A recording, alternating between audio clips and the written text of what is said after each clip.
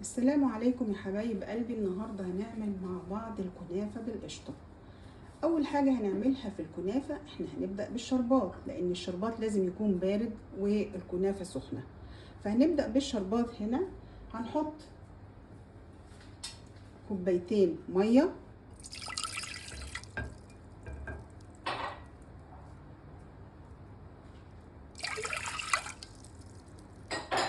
عليهم 3 معالق سكر،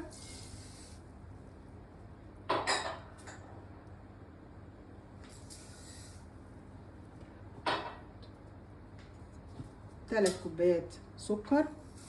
يبقى احنا حطينا هنا عندنا 3 كوبايات سكر و2 ميه، وشغلنا البوتاجاز عليهم.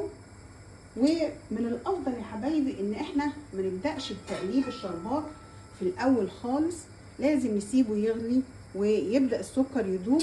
وبعدين ليه بقى؟ لان احنا لو بدأنا تقليبه من اول لحظه هنلاقي الشربات معانا هيسكر، ودي مشكله احنا مش عايزين نقع فيها. بدأ الشربات يا حبايبي يغلي زي ما احنا شايفين، ما عادش فيه سكر خالص. هنضيف دلوقتي نص عصرة ليمونة، وهنضيف فانيليا، كيس فانيليا صغير على الشربات بتاعنا. بعد ما عملنا الشربات يا حبايبي وسبناه يبرد، جبنا الكنافة بتاعتنا وقطعناها، ما خلاش فيها اي كلكعة من الكنافة، وعملناها زي ما انتم شايفين بالشكل ده.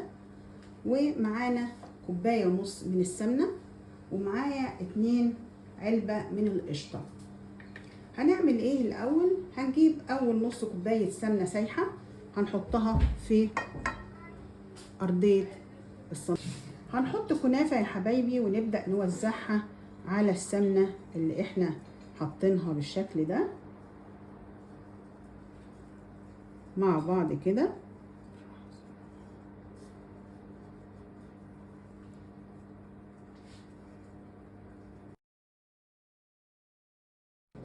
بعد ما فردنا الكنافة وضغطنا عليها بايدينا كويس قوي، هنجيب كوباية السمنة اللي باقية وهنبدأ نوزع على الطبقة دي سمنة زي ما احنا شايفين كده.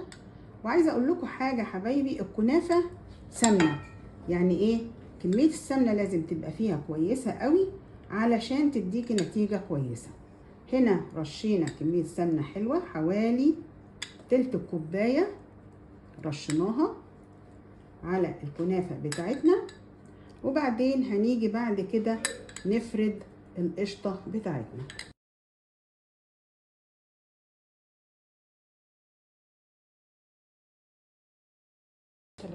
بعد ما فردنا يا حبايبي طبقة القشطة، والصينية دي خدت علبتين قشطة، هنفردها بس ناخد بالنا ان احنا منوصلش القشطة لجدار الصينية من جوه علشان ما يلزقش ويتحرق ويعمل طعم مش حلو وريحة مش حلوة.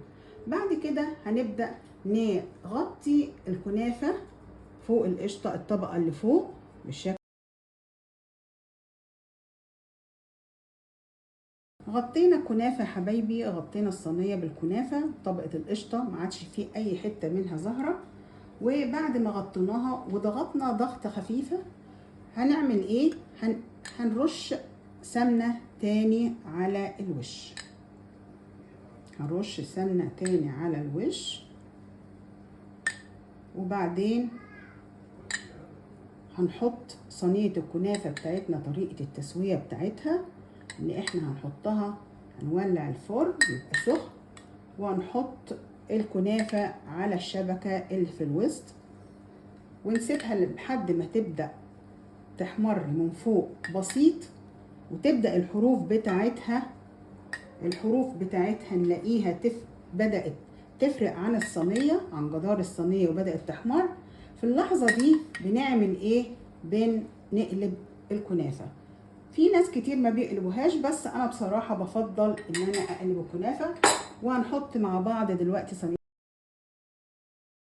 شفتوا يا حبايبي اول ما الكنافة وشها بدأ يحمر والحروف سابت من حوالين الكنافة من جدار الصينية، قلبتها ودخلتها الفرن تاني. واول ما طلعت سقيتها بالشربات البارد وهي سخنة مباشرة اول ما طلعت من الفرن زي ما احنا شايفين.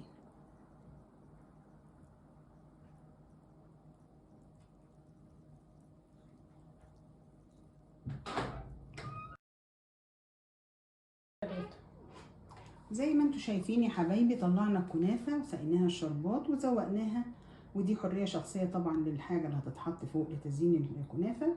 وقطعنا قطع منها، وما شاء الله طعمها خطير جدا جدا. وبالهنا والشفا ليكم، وكل سنة وانتم طيبين، ويا رب تكون عجبتكم وقد ايه هي جميلة وسهلة، بالهنا والشفا.